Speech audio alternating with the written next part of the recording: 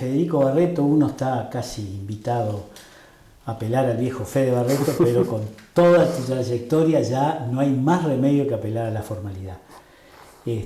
Nuestros primeros encuentros ya parece que fueron ayer, pero en la historia son casi como la prehistoria de la historia del Uruguay. Sin embargo, en el 2014 fuiste referente y protagonista de una generación no a la baja que lanzó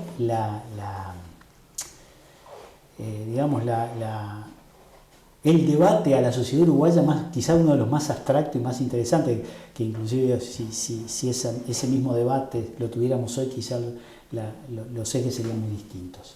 Pero de aquel referente y vocero del no a la baja, después el asesor en comunicación al sistema de cuidados. En el 2017 asumiste como director más joven de la época en el INJU, que fue toda una novedad en nuestra sociedad y en una política que siempre la criticamos como enriquecida. Y finalmente estás hoy, que también por eso te abordamos como coordinador de la unidad de comunicación de la UDELAR. Es decir, todo esto nos plantea distintos escenarios, por supuesto. Y así que bueno, lo primero Federico, visto en el tiempo, esa mirada hacia atrás del fenómeno no a la baja, toda una generación, una irrupción juvenil en política, que en el paso del tiempo, ¿qué mirada te deja así como primera cosa? Bueno, muchas gracias por la entrevista en primer lugar, la verdad que es un placer para mí estar aquí con ustedes en La Onda. Bueno, aquella época, la época del no a la baja, que creo, con modestia, pero bueno, para tratar de hacer un análisis lo más objetivo que esté a nuestro alcance, marcó un poco una forma de hacer política, por lo menos para una generación que no es que estaba haciendo sus primeras armas en el asunto, porque alguno tenía alguna militancia gremial, estudiantil, política, pero bueno, que era la primera vez que nos enfrentábamos a una campaña nacional de esas características y sin red de contención atrás, estábamos por la nuestra.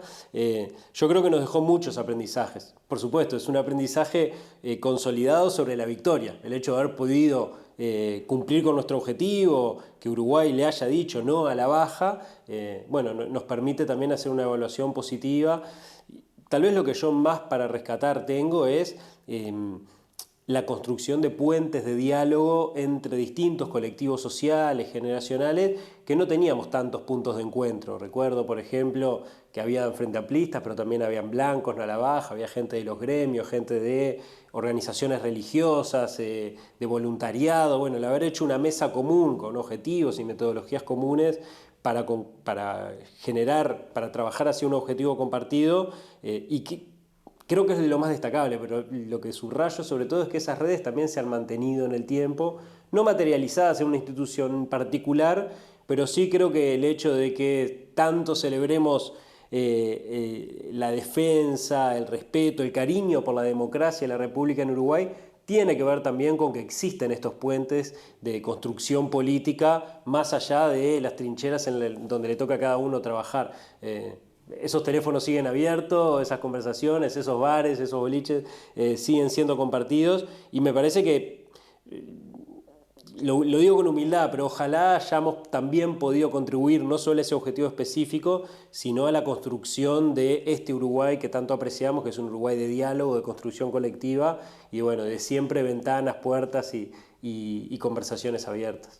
Claro, hay dos cosas me parece. Primero, es decir, los plebiscitos cada vez que se consulta a la ciudadanía no siempre ganan. Exacto. Entonces, ser una consulta tan abstracta y de un debate tan complejo y que se haya ganado me parece que fue un ítem muy significativo. Y de alguna manera la otra cosa, una peculiaridad como la ciudadanía y la participación social de alguna manera hoy pesa tanto para explicar, en mi opinión,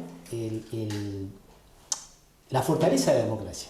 De última, nosotros asistimos ahí a las convulsiones de América, pero sin embargo el sistema político uruguayo, con todos los conflictos que tiene, vos mismo podés apreciar, y el rol que tiene la UDELAR, ni que hablar. Me imagino que por ejemplo, la UDELAR hacia el interior del país en este periodo, ¿cómo mirás esa expansión, esa interacción?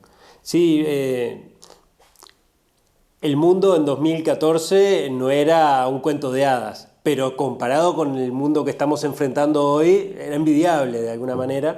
Y eso, por supuesto, nos enfrenta a enormes desafíos y creo que hace aún más valioso que como uruguayas, como uruguayos podamos sostener, reivindicar y seguir trabajando y defendiendo este modelo de penillanura levemente ondulada, pero no solo en lo geográfico, también en la posibilidad de construir puentes, caminos, de encuentro, que de alguna forma también nos defiendan de las amenazas que nos rodean. Y lo digo en la región, pero también, por supuesto, en el mundo entero. El poder seguir reivindicando este modelo de diálogo, de trabajo en conjunto, y no de odio, de guerras, de disputas, de polarización tóxica. Bueno, ojalá sea un modelo en el que Uruguay siga invirtiendo con sus nuevas generaciones de políticas y políticos. En particular, la Universidad de la República creo que para el Uruguay es una institución que mucho aporta a esta construcción, a la defensa de los valores democráticos y republicanos, y lo hace a través de la educación, por supuesto, lo hace a través de la investigación, de la producción, de la construcción de conocimiento, lo hace a través de la extensión universitaria, el hecho de poder generar saberes que no se reducen solo a las aulas, sino que tienen que ver con saberes populares, que se construyen a través del diálogo, y a eso le hemos agregado un componente que no es de ahora, viene de una construcción de los últimos por lo menos 50 años, pero que sin duda alguna a comienzos del siglo XXI tomó una velocidad apabullante por momentos, que es el ejercicio de descentralización de la Universidad de la República, universidad que nació siendo la Universidad de Montevideo y hoy es una universidad que está presente en 16 de los 19 departamentos, con distintos niveles de desarrollo, con distintas particularidades, pero que sigue día tras día insistiendo con la idea de poder estar cada vez más cerca y cada vez más compenetrado con los desafíos de cada una de las regiones de los departamentos del Uruguay.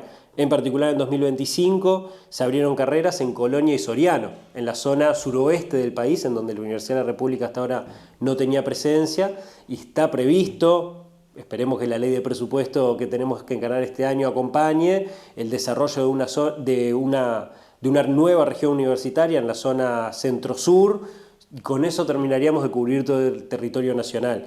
Tiene mucho impacto en términos de enseñanza, en términos de investigación, de extensión, en términos académicos, productivos, pero bueno, ojalá lo tenga también en términos de construcción de un solo Uruguay, de reivindicación de lo común, de lo compartido, y que bueno, además de la Universidad de la República, tantas otras instituciones educativas y públicas de investigación y conocimiento en general puedan seguir por este camino. Nosotros estamos muy conformes, la sociedad también nos lo hace saber, no es un esfuerzo aislado, o sea, uno ve en las movidas que tiene el poder, los poderes políticos, los poderes institucionales, la propia academia, por supuesto, el empresariado, bueno, todos de alguna forma han acompañado a la Universidad de la República en esta consolidación de una política tan emblemática, seguramente una de esas por las que más serán recordados estos años de nuestra institución.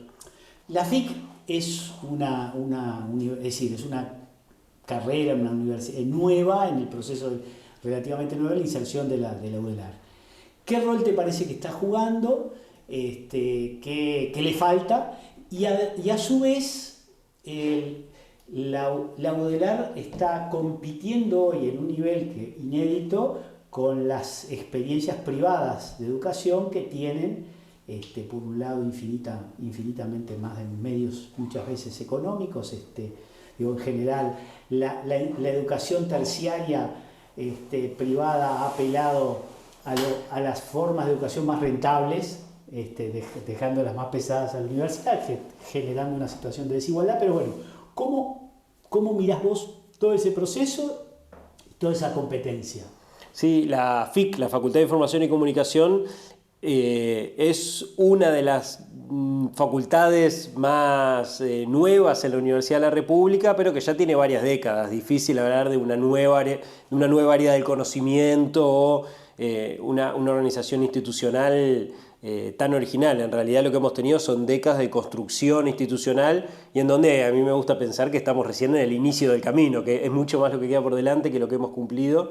Pero una segunda cosa que quiero decir es que creo que es uno de los servicios universitarios que mejor aprovechó esa década de crecimiento importante que tuvo la Universidad de la República entre el 2007, 2008 y 2015. Fue un periodo en el que el presupuesto universitario se incrementó significativamente, en donde hubo muchas reformas, transformaciones de la propia universidad, entre ellas el proceso de descentralización que recién hablábamos, y en esos poquitos años, en una universidad que es longeva y que tiene sus tiempos para moverse, logró muchas cosas. O sea, creamos la Facultad de Información y Comunicación, cambiamos todos los planes de estudio, se creó la maestría en Información y Comunicación y se construyó un nuevo edificio que, si bien antes estábamos en condiciones que dejaban algunas cosas que desear, hoy sinceramente la sede de la Facultad de Información y Comunicación aquí en Montevideo, yo creo que tiene poco que envidiar a cualquiera de las privadas o a otras facultades en otras partes del mundo,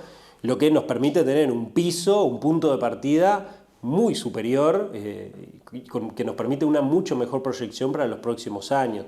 Eso es enorme motivo de orgullo para quienes somos parte de esa comunidad, y es en realidad también lo que nos pone una mochila de responsabilidad arriba. Creemos que la Facultad de Información y Comunicación tiene muchísimo para aportar. Por supuesto, en lo que tiene que ver específicamente con su área de estudio. Hace ya cuánto que venimos hablando de la sociedad de la información y la comunicación. Todos los días vemos alguna nueva revolución que nos vuela la cabeza y nos vuela el sombrero respecto a la inteligencia artificial, cuestiones de edición de texto, audio, video, donde cada vez es más difícil diferenciar lo real de lo virtual, donde cada vez está más arriba de la mesa los temas de fake news, noticias engañosas, donde la verdad pasa a ser un recurso tal vez de los más escasos y caros que tenemos arriba de la mesa. Entonces, bueno, ahí es inobjetable que el periodismo, la publicidad, el audiovisual, hasta los propios estudios teóricos en comunicación tienen muchísimo que aportar, no solo a sus estudiantes, sino a la democracia, a la sociedad uruguaya y a la sociedad mundial. Y creemos que desde Uruguay, con toda nuestra humildad y modestia, se puede aportar mucho en términos comunitarios, en términos educativos y en cualquiera de estas disciplinas que mencioné. Así que bueno, ojalá con los recursos que tenemos hoy, que son mucho mejores de lo que teníamos hace algunas décadas atrás, seamos capaces de aportar.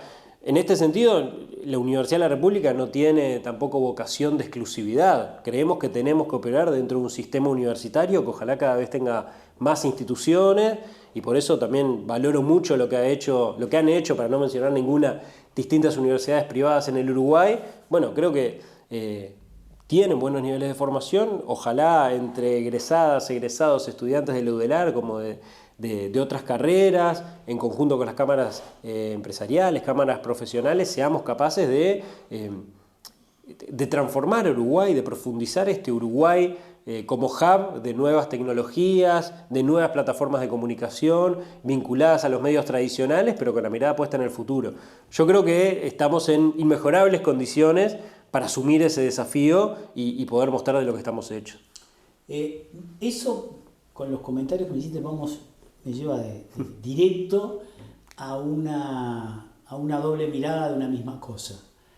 Es una revolución democrática de los medios de comunicación, es una explosión de las maneras y de las cercanías de que la gente tiene acceso y posibilidades de informarse infinitamente más, o por el contrario, es decir, la emergencia de poderosísimos medios hegemónicos o personas que llegan y desde el poder económico controlan y digitan grandes medios que es de uso, Facebook, Twitter, Instagram. Es decir, ese proceso, esa dualidad de cosas, es decir, ¿hacia dónde hace énfasis?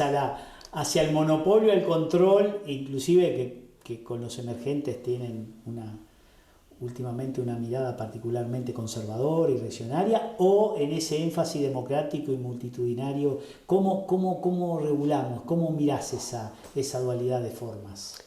Es un tema sin duda apasionante. Yo creo que para quienes estudiamos y trabajamos en la comunicación, pero me imagino que puede ser tema de debate de cualquier cumpleaños, reunión familiar, porque estamos completamente atravesados, nuestras familias, nuestras comunidades, por este tipo de dilemas. Y lo vemos en los informativos, en los diarios, conversando con nuestros hijos, con nuestros familiares, todos los días. Yo, sin considerarme un gran experto de esta materia, porque ¿quién se anima a decir que es experto en un tema tan difícil como este?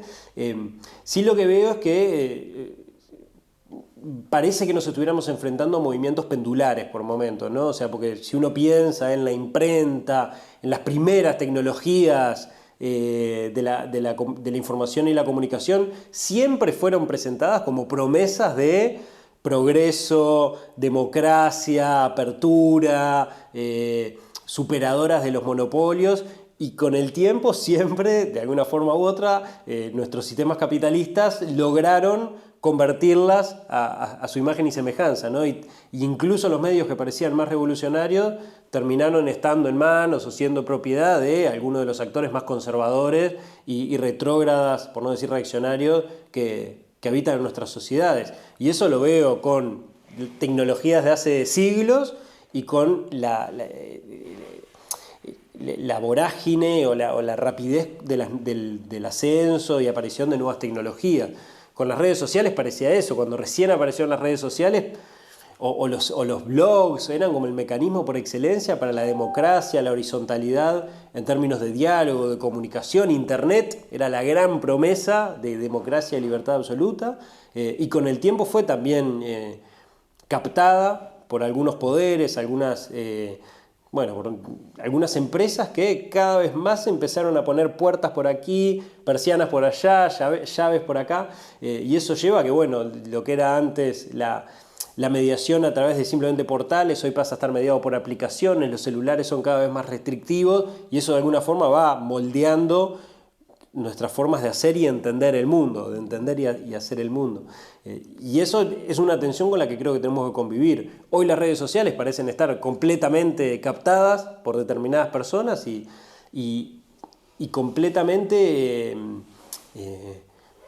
intervenidas. O sea, aquello que parecía ser un terreno en donde todas las voces valían lo mismo, hoy sabemos que no, y vale más la que paga más, o vale más la que opina más parecido al dueño de la red social, con diferencias entre países abrumadoras. No es lo mismo estar en Estados Unidos que estar en el sur global, y eso cada vez queda más demostrado.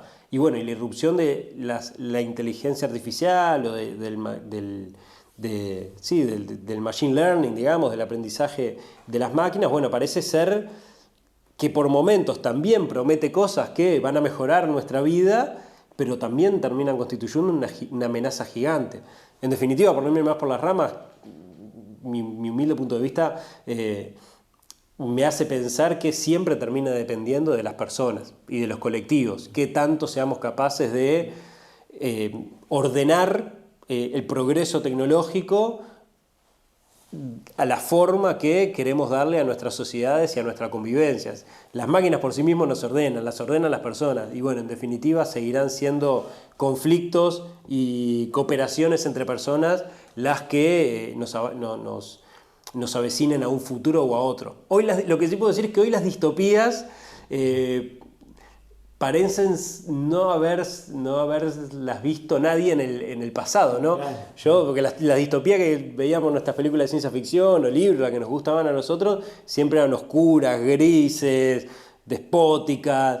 Y hoy, en realidad vemos que los lugares en donde estas distopías parecen tomar forma, por momentos parecen circos, o sea, en donde lo real y la mentira está completamente mezclada. Se habla de datos alternativos, y desde mi rol también, desde una universidad pública, cómo se ha relativizado el valor de la verdad, es algo que por lo menos en el último siglo y algo no estábamos acostumbrados. O sea, todo el valor, peso que le ponemos al conocimiento científico hoy pasa a ser una moneda de cambio. Fíjate, ahora escuchándote pensaba, nunca como ahora escuché que la verdad tuviera tantos adjetivos calificativos: la posverdad, la verdad líquida, la verdad de acuerdo a cada quien.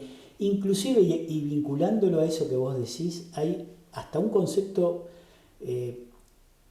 hablando de caracterizaciones generales de la sociedad, del tiempo, la historia, sobre su base material, todo. Yanis Varoufakis, el economista griego, incluyó una concepción, ahora habla de tecnofeudalismo. Bueno, sí, claro. Como una forma nueva de dominación a partir de la tecnología y de la comunicación en manos de, como una nueva manera de concentración de la riqueza que tiene, no sé, a veces es difícil no verlas como amenazas, digamos. Exacto, por lo pronto, ese es exacto, el mejor resumen que yo puedo hacer. Exacto. Meten miedo, pero claro, esto es, no digo que es algo reciente, pero verlas presentadas en sociedad con esta transparencia es algo de estos años. Antes, por lo menos, no sé, todas las redes sociales hacían ejercicio de moderación de contenidos, había, creo yo, como ciertos cuidados con respecto al mantenimiento de equilibrios, de pluralidad de voces. De la noche a la mañana esas caretas parecen haberse retirado y hoy estamos ante un escenario incierto, realmente incierto. O sea, no sé, el hecho de que en la asunción presidencial de Donald Trump aparezcan los tecnohermanos, los tech bro, en primera fila, como bueno, poco más el respaldo, ¿no? O sea, a mí me da más miedo ver a los 3, 4 mayores empresarios de la tecnología atrás de un presidente que capaz que a todos los militares, ¿no? Cómo cambia la dimensión de las amenazas en no tantos años. Y el poder que tienen. Antes, claro, estábamos acostumbrados, yo qué sé, a la Compañía Británica de Indias, creo que lo dije mal, pero sí. Con esos poderes supraestatales que realmente dominaban el mundo. Hoy estos personajes lo hacen de forma tal vez mínimamente más sutil, pero con un poder de incidencia muchísimo mayor. Ya los hemos visto incidiendo en elecciones, torciendo la veracidad de los hechos, dando disputas morales, ideológicas, de hondo calado, y eso es preocupante. En realidad también, digamos que los factores ordenadores de discusiones se han disipado un poco, por suerte están más repartidos, pero al mismo tiempo también están dominados de forma un poco más, bastante más compleja, digamos, y insisto con la palabra amenazantes. Agrego otro factor que debería hacernos poner las barbas en remojo, o sea, ¿qué rol puede jugar el sur global en estas discusiones que parecen ser muy del norte, ¿no? Muy cerca del Ártico? O sea, Uruguay, ¿cómo hace Uruguay para dar estas discusiones? Bueno, sin duda alguna no lo va a hacer a través de su fuerza militar, no lo va a hacer a través de su fuerza económica, tendrá que buscar cuáles son las mejores herramientas. Parece imposible pensar que podamos dar estas discusiones sin coordinaciones regionales, sin poner en valor el peso de nuestra reputación, nuestras instituciones. Ojalá podamos ser un protagonista de estos diálogos, de estas discusiones, de estos debates, como lo hemos sido en el pasado, sin muchas mejores herramientas que las que tenemos ahora. Y bueno, eso creo que solo puede pasar si somos atrevidos, si nos animamos. Si no, creo que lamentablemente lo que nos va a quedar va a ser el seguir siendo medio granero del mundo, alimentando las discusiones desde lejos y tomando nota de lo que suceda, con la esperanza de que si viene un cataclismo llegue un poquito tarde como todo llega a Uruguay. Pero bueno, ojalá la política, la sociedad en general, la academia por supuesto, sean audaces y quieran sumarse a esta mesa de conversación, porque creo que tenemos mucho para aportar y sobre todo porque creo que somos actores globales que mucho tenemos que ver con los destinos de estas cuestiones que están en juego y que afectan ya hoy la crianza de nuestros hijos, la salud de nuestras instituciones y hasta la propia salud de nuestra economía, ¿no? Claro, y decime una cosa, ¿cómo se ha potenciado el empobrecimiento del diálogo? O sea, ¿cómo ideas feroces, cómo ideas conservadoras, reaccionarias, pero no en el conservadurismo de un desarrollo, sino de la brutalidad, sí, siempre la caricatura, todo esto, la expresión es Milei, pero ¿cómo se legaliza un mensaje tan brutal y que tenga alcance tan masivo? Porque, es decir, salieron del gueto de los bárbaros y tienen respuestas de millones de votos, por ejemplo. Y mi pregunta es, ¿la academia no hemos perdido audacia, no nos está faltando capacidad creativa de respuesta. Es decir, que nuestros referentes, es más, nuestros liderazgos latinoamericanos, como de repente respuestas progresistas, se están alojando en nombres, en figuras icónicas, pero viejas o mayores, y no hay una potencia, por lo menos visible, que exprese respuestas, que levante la voz, que exponga y a su vez problematice un pensamiento dominante tan reaccionario. Eso está en el debe, está en gestación. Sí, no diría que la academia ha perdido pie, porque no lo siento así. De hecho, voy a poner un ejemplo bien concreto que es conocido por todos. O sea, la respuesta de Uruguay a la pandemia del COVID hubiera sido muy distinta si la academia no hubiera estado poniendo el hombro. Capaz que no fue de forma grandilocuente o con grandes discursos, pero ahí se vieron sobre todo liderazgos relativamente jóvenes. No sé, pienso en la gente de virología, del Pasteur, de la Universidad de la República, cómo ya estaban trabajando desde antes de que surgieran los primeros casos. Y si bien no tiene que ver con discusiones políticas, vaya si hay política atrás de eso, ¿no? Decir, bueno, me pongo al servicio del país en el momento que más lo necesita y sin pedirle nada a nadie, porque entiendo que este es mi compromiso democrático, republicano, social, y eso también es la academia. Y decenas, si no cientos de investigadores renunciaron a sus carreras profesionales, académicas, para ponerse al hombro la respuesta a la pandemia, una situación que fue una tragedia, que terminó con algo más de 7.000 muertos en nuestro país. Bueno, ahí es donde terminamos recurriendo, aunque no lo queramos, al conocimiento científico, a la academia, a quienes, a los expertos en cada una de las temáticas. Creo que eso fue un hito que me gustaría no quede reducido exclusivamente a lo sanitario científico. Creo que fue un hito de consolidación democrática. Instituciones públicas pusieron lo mejor de sí, sacrificaron sus propias carreras personales para estar nuevamente al servicio del país y poniendo lo mejor de sí. En un momento en el que la disputa entre países fue feroz, no se conseguían vacunas, no se conseguían kits de diagnóstico, pudimos tener también soberanía en términos democráticos, en términos sanitarios, en términos científicos, para poder hacer frente de mejor manera a lo que fue una catástrofe global. Pero no quiero ser tampoco complaciente ni conformista. En términos políticos sí, creo que todavía se puede aportar mucho más, y no ha sido por falta de esfuerzos. O sea, creo que, ojalá se vea todos los esfuerzos que hace la Universidad de la República por contribuir con todo lo que tiene en los grandes debates públicos. Yo hago el monitoreo de prensa en mi rol de coordinador de comunicación de la universidad y siempre bromeo con mis colegas internacionales de otros países que si uno ve una entrevista a un científico en Uruguay, suele estar vinculado a la Universidad de la República. Y cuando hay grandes debates sobre asuntos democráticos, siempre termina habiendo algún experto académico opinando. Pensemos en los temas medioambientales, pensemos en los temas de justicia, uno de los casos más emblemáticos que tuvimos recientemente, en donde se procesó a un senador por temas horribles, digamos. Esas denuncias fueron canalizadas a través del consultorio jurídico de la Facultad de Derecho. O sea, estamos hablando de temas de salud, temas de ciencia, de medio ambiente, de derecho.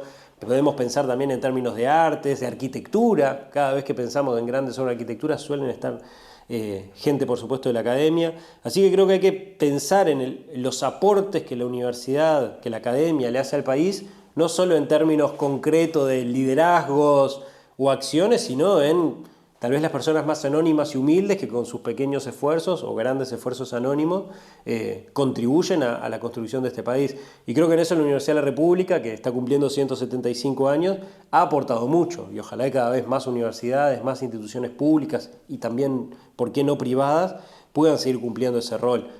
Ahora estamos viendo también cómo está instalándose un nuevo gobierno nacional, y yo todavía no me animaría a decir un porcentaje, pero bastante por encima del 50%, creo que podría animarme todavía a tirar algún número mayor, son gente de la universidad, formada en la universidad, militantes de la universidad en sus distintos órdenes, estudiantes, docentes, egresados. No quise nombrar a nadie en particular, pero el gobierno nacional nos tomó al propio rector de la universidad, Rodrigo Garín, y eso si bien no son aportes que se pasen en planilla, creo que también son esfuerzos que la universidad hace al servicio del país, una universidad en movimiento. Era otra universidad, la del siglo XX, con respecto a la que tenemos hoy en día. Este año registramos un récord histórico, nunca antes en la historia, tantos uruguayas se inscribieron para iniciar sus cursos universitarios en nuestra universidad. Es una excelente noticia, pero a veces me critican porque suelo hacer discursos un poco edulcorados o con color de rosas. Eso también nos genera enormes desafíos en materia presupuestal. O sea, entran cada vez más estudiantes, pero son los mismos docentes, en algunos casos las mismas infraestructuras, y eso empieza a generar tensiones. Porcentual por el porcentaje, por no decir esto. La regla de 3 es fácil de hacer, no se precisa ser universitario. Eso obviamente está empezando a generar problemas, y en donde me consta que el colectivo de docentes y funcionarios técnicos, administrativos y de servicios hacen enorme esfuerzo para que no se sacrifique la calidad de enseñanza o la calidad universitaria en general, pero bueno, también termina habiendo un tema de recursos, y a mí no me gusta ponerlo en términos de más presupuesto para la educación exclusivamente, sino que en definitiva es un presupuesto para el progreso del país. O sea, creo que cualquiera de nosotros sabe que inversiones en educación, en ciencia y tecnología es de las mejores herramientas, de las inversiones más seguras que podemos hacer en un mundo en disputa, en donde la información, el conocimiento, la comunicación son tal vez algunos de los recursos de mayor valor, y que todo llama a que lo sean aún más en el futuro. Es muy difícil disputar, ser alguien en el mundo que tenemos por delante, en el mundo de hoy y seguro en el que viene por delante, si no apostamos radicalmente a cuestiones de calidad, conocimiento, investigación, innovación, desarrollo. Y eso se puede hacer por fuera de las universidades, pero las universidades son grandes motores para integrar, acoplar, aplicar esto en la vida práctica. Retomando este último aspecto, vos decías el ingreso masivo de jóvenes a la universidad. Vos como protagonista de una generación de jóvenes, a las distintas generaciones que vinieron después y que vos fuiste creciendo con ellos y que hoy tenés una relación directa pero de otro lugar. ¿Cómo ves esos cambios?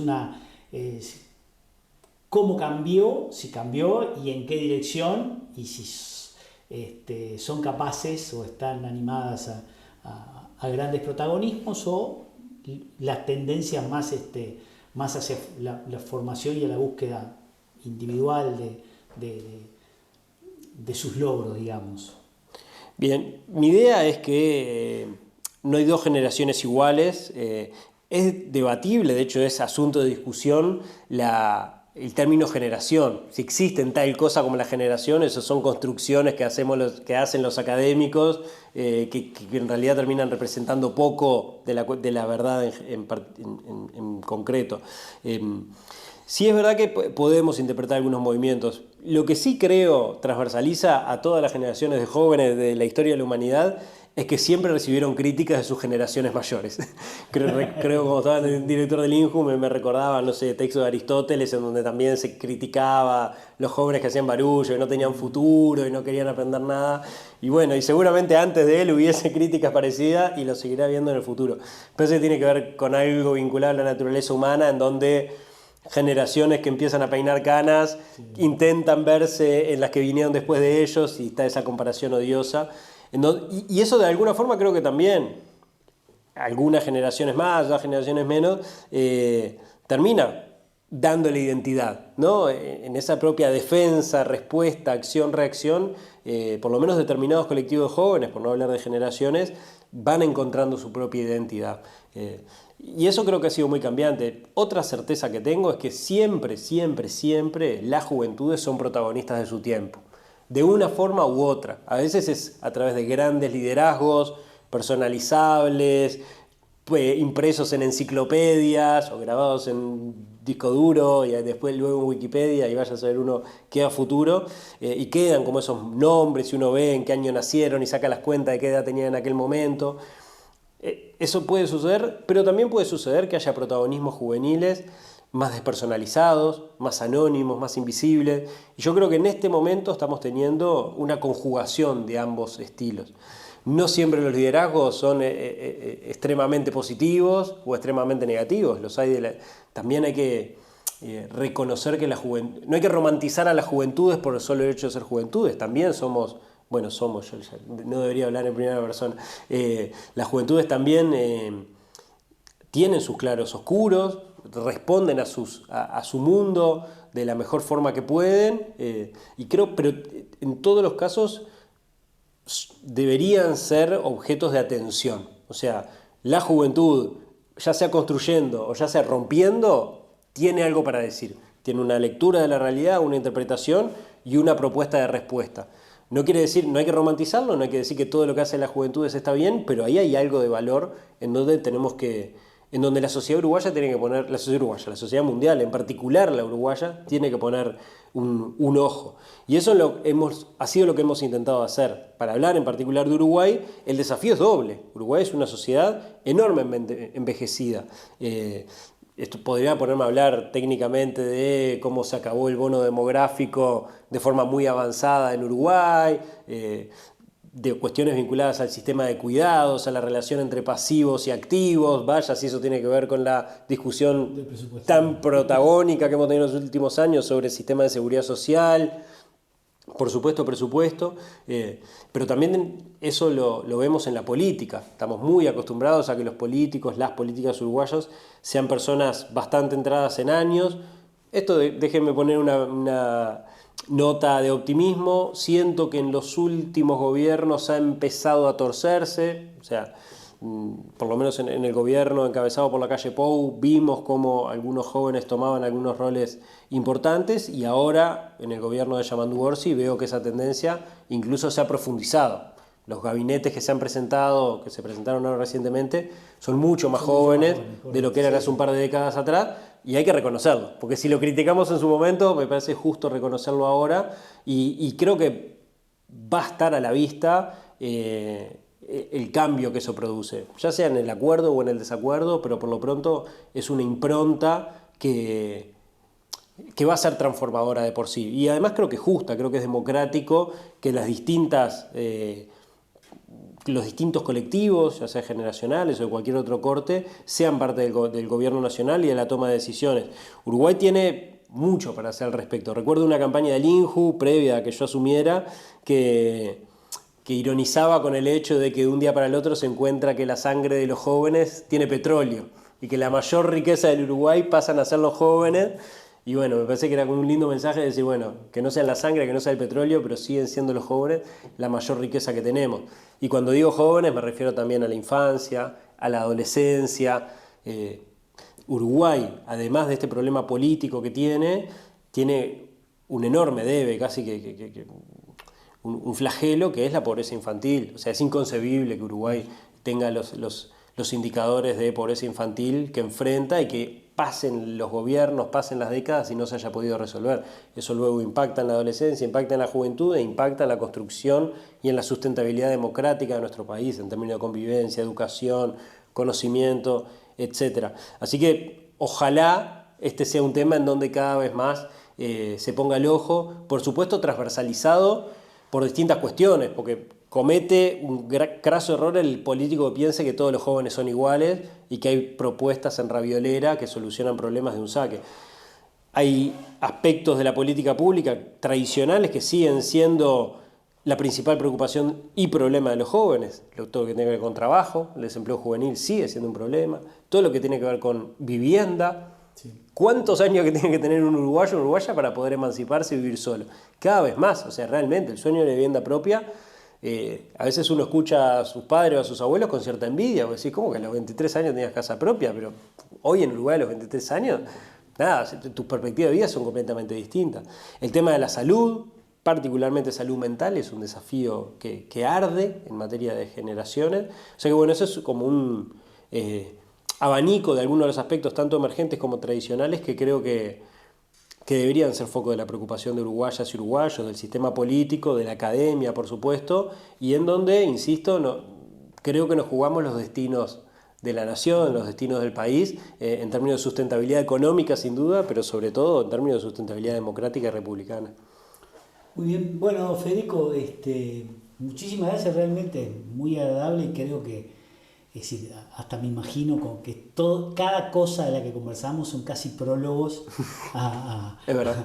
a complejizar estos diálogos, pero nos viene muy bien tu mirada. Ojalá sean prólogos para las reflexiones y las conversaciones de quienes nos están siguiendo, que es la idea, supongo. Claro, absolutamente. Bueno, muchas gracias.